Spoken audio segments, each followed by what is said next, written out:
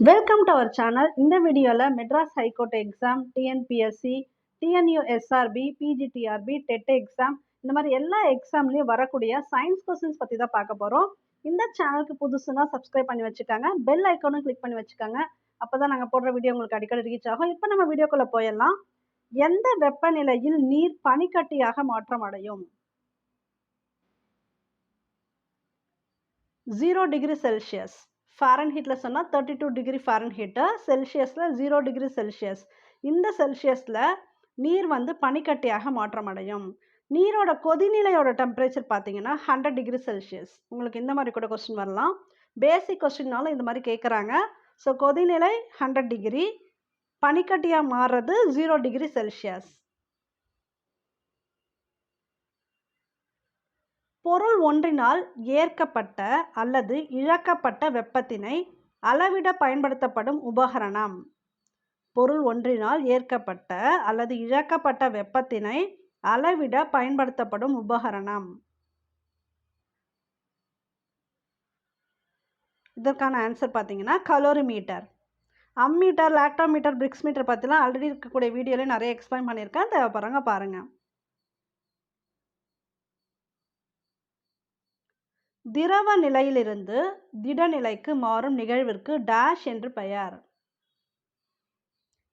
திரவ நிலையிலிருந்து திடநிலைக்கு மாறுற நிகழ்விற்கு டேஷ் என்று பெயர்.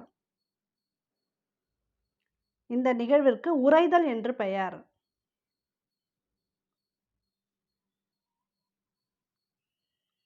திடப்பொருள் வாயுவாக மாறுதல். இது ஆல்ரெடி மெட்ராஸ் ஹைகோர்ட்லேயே வந்திருக்கு. திடப்பொருள் வாயுவாக மாறுதல் டேஷ் என்று பெயர்.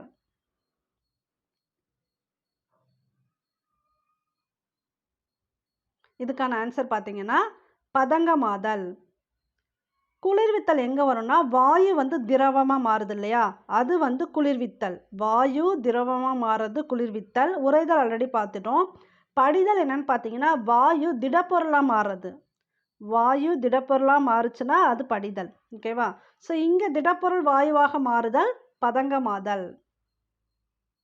அந்த பேன் வருது, அப்படி கூட நீங்கள் வச்சுக்கலாம். வாயு திடப்பொருளாக இப்படி மாறுச்சுன்னா அது உங்களுக்கு படிதல். சரியா? திடப்பொருள் வாயுவாக மாறுச்சுன்னா அது பதங்கமாதல். பொருந்தாத ஒன்றை கண்டுபிடி. இந்த கொஸ்டினும் வந்திருக்கு உங்களுக்கு. இதில் எது பொருந்தாது பார்த்தீங்கன்னா வயலின்.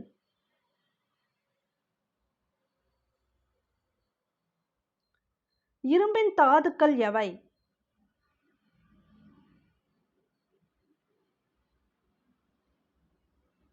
அனைத்துமே மேக்னடைட், ஹேமடைட், சிடரைட், இது எல்லாமே இரும்போட தாதுக்கள் தான். இதில் மேக்னடைட்டில் பார்த்தீங்கன்னா அதிக காந்த பண்பு பெற்றுள்ளது. இப்படி உங்களுக்கு கேட்கலாம், அதிக காந்த பண்பு பெற்றுள்ள இரும்பின் தாது எது அப்படின்னு கேட்டால் மேக்னடைட். ஓகேங்களா? இந்த மேக்னடைட் பார்த்தீங்கன்னா புறாவோட அலகில் இருக்கும். ஸோ புறா ஒரு இடத்துலேருந்து இன்னொரு இடத்துக்கு பறந்தால் கூட அந்த இடத்த கரெக்டாக ரீச் ஆகும் திரும்ப. அப்படி அது வர்றதுக்கான காரணம் என்னென்னா, மேக்னடைட் அதோட அலகில் இருக்கிறதுனால தான் அந்த புவியீர்ப்பு திறன் அதுக்கு தெரியுது. ஸோ அதனால தான் பார்த்தீங்கன்னா அது கரெக்டாக அந்த இடத்த ரீச் ஆகுது. காந்தப்புலம் கரெக்டாக அதுக்கு தெரியும்.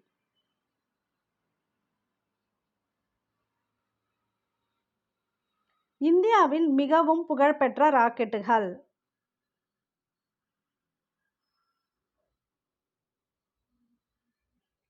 போத் ஏ அண்ட் பி, ஜிஎஸ்எல்வியும் சரி பிஎஸ்எல்வியும் சரி, ரெண்டுமே பார்த்தீங்கன்னா இந்தியாவோட புகழ்பெற்ற ராக்கெட்கள் தான். அப்போலோ 15 இந்தியாவோடது கிடையாது, இது அமெரிக்காவோடது.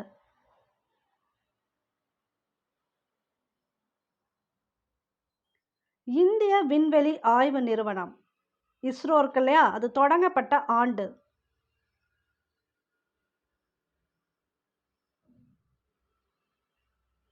ஆயிரத்தி 1969.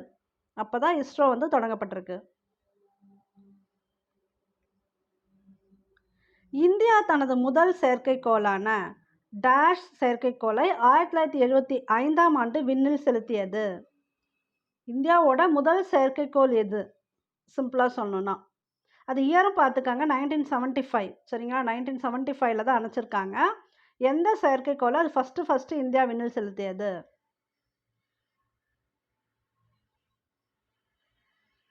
ஆரியப்பட்டா. இந்த கொஸ்டின் வந்து குரூப் 4லேயும் வந்திருக்கு, உங்களுக்கு மெட்ராஸ் ஹைகோர்ட்லேயும் வந்திருக்கு. ஃபால்கான், அப்போலோ இதெல்லாம் பார்த்தீங்கன்னா அமெரிக்காவோடது.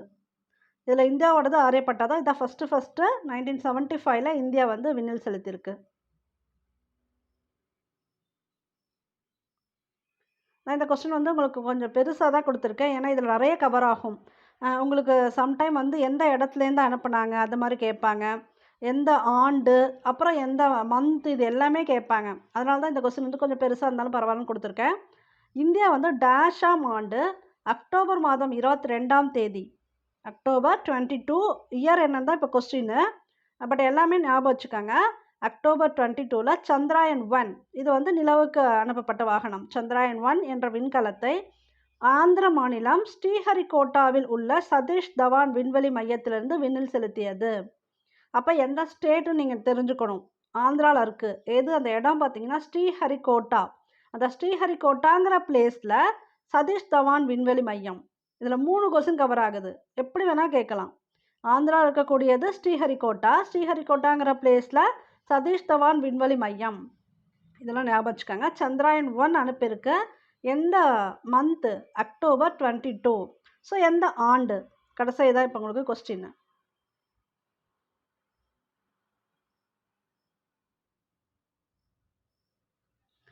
டூ 2008 தான் அனுப்பியிருக்கு. சந்திராயன் 1 திட்ட இயக்குநராக பணியாற்றியவர்?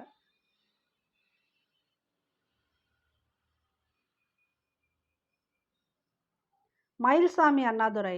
சந்திராயன் 1ஓட திட்ட இயக்குநராக பணியாற்றியவர் மயில்சாமி அண்ணாதுரை. இந்திய விண்வெளி திட்டத்தின் தந்தை? இது எல்லாருக்கும் தெரியும், விக்ரம் சாராபாய். இந்திய விண்வெளி திட்டத்தின் தந்தை யாருன்னு பார்த்தீங்கன்னா விக்ரம் சாராபாய். விண்வெளிக்கு சென்ற முதல் இந்திய விண்வெளி வீராங்கனை? இந்தியாவை சேர்ந்தவங்க, கொஸ்டின் எல்லாம் தெரிஞ்சுக்கணும். விண்வெளிக்கு சென்ற முதல் இந்திய விண்வெளி வீராங்கனை?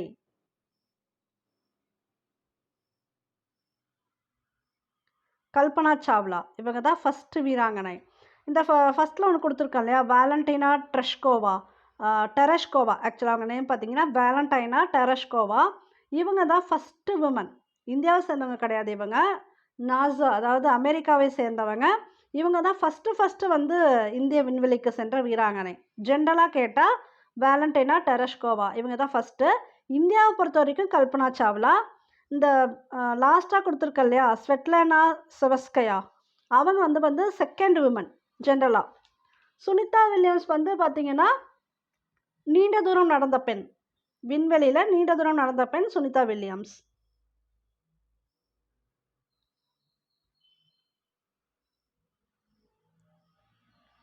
ஓகே, இதை மேட்ச் பண்ணுங்கள், நான் உங்களுக்கு ஆன்சர் சொல்லிடுறேன்.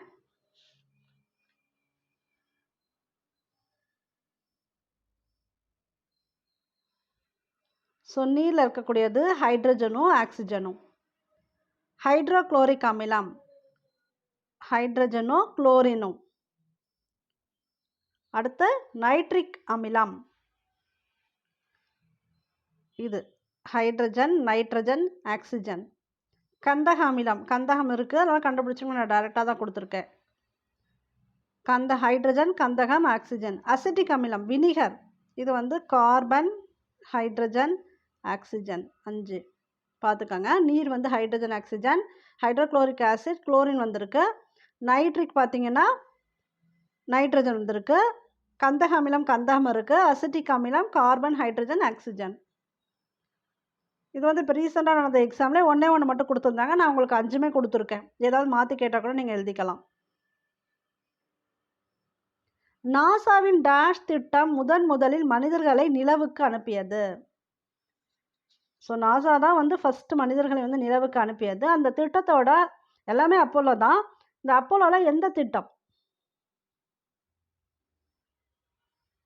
அது பார்த்தீங்கன்னா அப்போலோ 8 தான் ஃபஸ்ட்டு நாசாவோட திட்டம் முதல்ல மனிதர்களை நிலவுக்கு அனுப்பியது. இந்த 11 இருக்குது பார்த்தீங்களா, அப்போலோ 11, இது என்னென்னா தரையிறங்க செய்தது. மனிதர்களை நிலவில் தரையிறங்க செய்தது அப்போலோ 11, அனுப்பியது அப்போலோ 8. தரையிறங்க செய்தனால் ஞாபகம் வச்சுக்கோங்க 11. வெப்பநிலைமானிகளில் பயன்படுத்தப்படும் திரவ உலோகம். இது வந்து காமன் கொஸ்டின், எல்லாருக்கும் தெரியும். பாதரசம். வெப்பநிலைமானியில் பயன்படுறது பாதரசம். இது கேட்டிருக்காங்க, குரூப் 4 கேட்டிருக்காங்க. இந்த 17 கொஸ்டினும் மெட்ராஸ் ஹைகோர்ட்லேயும் வந்திருக்கு, குரூப் 4லேயும் வந்திருக்கு. பென்சிலின் நடுத்தண்டில் இருப்பது, கரிக்கோலின், அதான் பென்சிலோட நடுத்தண்டில் இருக்கிறது என்ன? இதெல்லாம் கெஸ் பண்ணியிருப்பீங்கன்னு நினைக்கிறேன். கிராஃபைட் தான் பென்சிலோட நடுத்தண்டில் இருக்கிறது. வைரம் பற்றியும் சொல்லிடுறேன். வைரம் எங்கே தேவைப்படும்? அலங்கார நகைகள், அப்புறம் அதை கட் பண்ணுறதுக்கு வைரம் யூஸ் பண்ணுறாங்க. நகைகள், அலங்கார நகைகள் தயாரிக்கவும் வைரம் யூஸ் பண்ணுறாங்க. அலுமினியம் பார்த்திங்கன்னா மின் கம்பிகள் இருக்கு இல்லையா, அது தயாரிக்கிறதுக்கு. அப்புறம் வானூர்தி மற்றும் ராக்கெட் பாகங்கள், இதுவும் கேட்கலாம் உங்களுக்கு. வானூர்தி மற்றும் ராக்கெட் பாகங்கள், மின் கம்பிகள், இது எல்லாமே தயாரிக்க பயன்படுவது அலுமினியம். கந்தகம் எங்கே பயன்படுதுன்னா துப்பாக்கி தூள் தயாரிக்க. துப்பாக்கி தூளுக்கும் ரப்பரை வந்து கெட்டிப்படுத்துறதுக்கும் கந்தகம். இது வந்து கேட்கலாம், ரப்பரை கெட்டிப்படுத்துறதுக்கு எது யூஸ் ஆகுதுன்னு கேட்கலாம். கந்தகம் துப்பாக்கி தூள் தயாரிக்கவும் ரப்பரை கெட்டிப்படுத்தவும் பயன்படுகிறது. இது இல்லாமல் உங்களுக்கு பாஸ்பரஸ் இருக்குது. பாஸ்பரஸ் வந்து தீப்பெட்டி தயாரிக்க பயன்படுகிறது. அது ஒரு காமன் பேசிக் கொஸ்டின், அதனால் இந்த இணைக்கல. அதில் பாஸ்பரஸ் ஞாபகம் வச்சுக்கோங்க தீப்பெட்டிக்கு. இந்த கொஸ்டின் வந்து ரொம்ப இம்பார்ட்டன்ட் கொஸ்டின். ஏன்னா உங்களுக்கு group 2, group 4 and then Madras high court எல்லாத்துலேயுமே வந்து இந்த கொஸ்டின் வந்து காமனாக இருக்குது. அதனால் அது கரெக்டாக கெஸ் பண்ணுங்கள். நான் உங்களுக்கு ஆன்சர் சொல்லிடுறேன். இதில் ஏதாவது ஒன்று கண்டிப்பாக கேட்டுறாங்க உங்களுக்கு.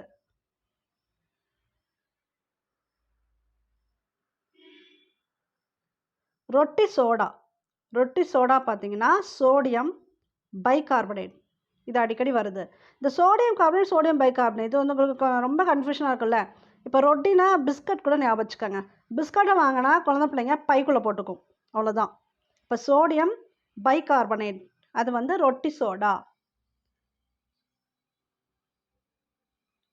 அடுத்து இப்போ உங்களுக்கு சலவை சோடா பார்த்தீங்கன்னா சோடியம் கார்பனேட்.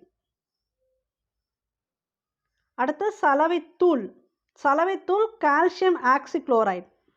இது சலவைத்தூள் கால்சியம் ஆக்சிக்ளோரைடு. சுட்ட சுண்ணாம்பு கால்சியம் ஆக்சைடு. சுண்ணாம்புக்கல் கால்சியம் கார்பனேட். சுண்ணாம்புலாம் கால்சியத்தில் ஞாபகம் வச்சுக்கோங்க. சுண்ணாம்பு எல்லாமே என்னது? கால்சியம். கார்பனேட்னா இறுக்கமாக இருக்கிறது, இறுக்கி இருக்கிறது ஞாபகம் வச்சுக்கோங்க. அப்போ என்ன? சுண்ணாம்பு கல் ஞாபகம் வச்சுக்கலாம் கார்பனேட்டுக்கு. சுட்ட சுண்ணாம்பு கால்சியம் ஆக்சைடு. சரிங்களா? சலவை தூளும் கேட்குறாங்க, கால்சியம் ஆக்சிக்ளோரைடு. அப்புறம் சலவை சோடா சோடியம் கார்பனேட்டு, ரொட்டி சோடா சோடியம் பைகார்பனேட். இது வந்து நல்லா ஞாபகம் வச்சுக்கோங்க, ஏதாவது ஒன்று கண்டிப்பாக கேட்குறாங்க. சோடியம் குளோரைடு உங்களுக்கு தெரியும், உப்பு, சாதாரண உப்பு வந்து சோடியம் குளோரைடு.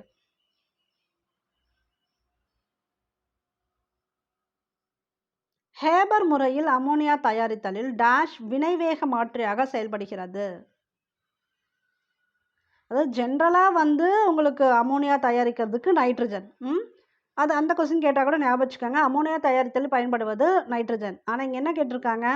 வினை வேக மாற்றியாக செயல்படுகிறது. அது எதுனா இரும்பு தான் பார்த்தீங்கன்னா வினை வேக மாற்றியாக செயல்படுகிறது.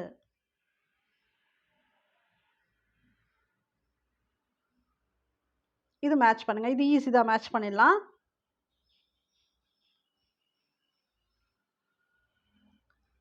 இரும்பு எங்க?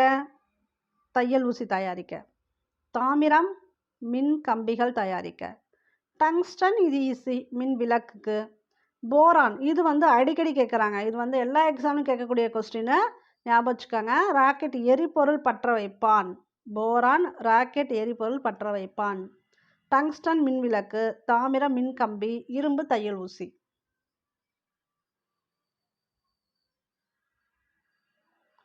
முட்டைகள் அழுகும்போது டேஷ் உருவாவதால் துர்நாற்றம் வீசுகிறது. இது ரீசெண்டாக நடந்த எக்ஸாம்லேயே கேட்ட கொஸ்டின்.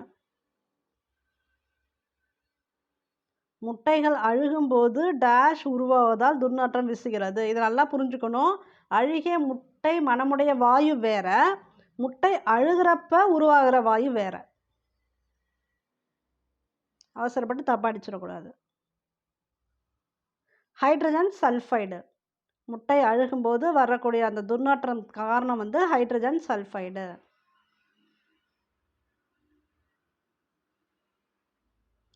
வெட்டப்பட்ட ஆப்பிள் பழுப்பாக மாறுவதற்கு காரணமான நிறமி. நிறமின்னு கேட்டாங்க, அப்போ நம்ம வந்து கெஸ் பண்ணிடலாம். மெலனின். அந்த ஆப்பிள் வந்து கட் பண்ணி வச்சா ஆக்சிடேஷன் நடக்கும். அப்போ ஆக்சிடேஷன் நடக்கிறது ஆக்சிஜன் ஏற்றம், ஓகேவா? ஆக்சிடேஷனா அது நடக்கும்போது தான் அது பழுப்பாக மாறுது. அதுக்கு காரணமான நிறமி பார்த்தீங்கன்னா மெலனின்.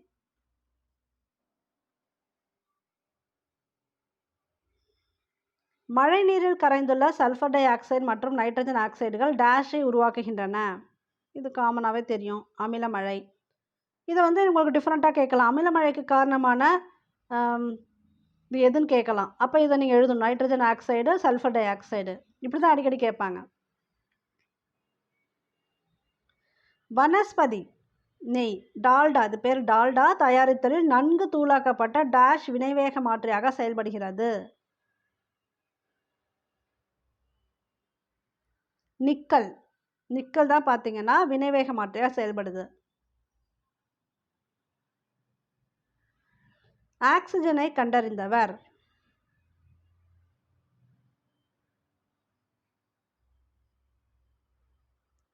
இந்த கொஸ்டினுக்கு ஆன்சர் பார்த்தீங்கன்னா ஆ மற்றும் ஆ ரெண்டுமே சரி. ஆக்சுவலாக ஆக்சிஜனை வந்து 2 பேருமே கண்டுபிடிச்சிருக்காங்க. சிடபிள்யூ ஷீலே இருக்காங்க இல்லையா, இவங்க வந்து பார்த்தீங்கன்னா 1772ல். இவங்க எந்த நாட்டை சேர்ந்தவர்னா ஸ்வீடன் நாட்டை சேர்ந்தவங்க. 1772ல் ஆக்சிஜனை கண்டுபிடிச்சிருக்காங்க. அதே மாதிரி 1774ல் ஜோசப் பிரிஸ்லி இருக்கார் இல்லையா, அவரும் வந்து பிரிட்டன் நாட்டை சேர்ந்தவர். அவரும் வந்து ஆக்சிஜன் ஆக்சுவலாக கண்டுபிடிச்சிருக்காரு. முதல்ல கண்டுபிடிச்சவங்க யாருன்னு கேட்டால் நீங்கள் ஷீலே போட்டுக்கலாம். ஜென்ரலாக ஆக்சிஜனை கண்டறிந்தவர் பார்த்தீங்கன்னா இவங்க 2 பேருமே உண்டு. லவாய்சியர் யார் அப்படின்னா அதுக்கு ஆக்சிஜன் பேர் கொடுத்தவர் லவாய்சியர். ஸோ இது ஞாபகம் வச்சுக்கோங்க. ஓகே, இந்த சேனலுக்கு சப்ஸ்கிரைப் பண்ணுறதா பண்ணிக்காங்க. தென் தேங்க்யூ ஃபார் வாட்சிங். All the best for your examination.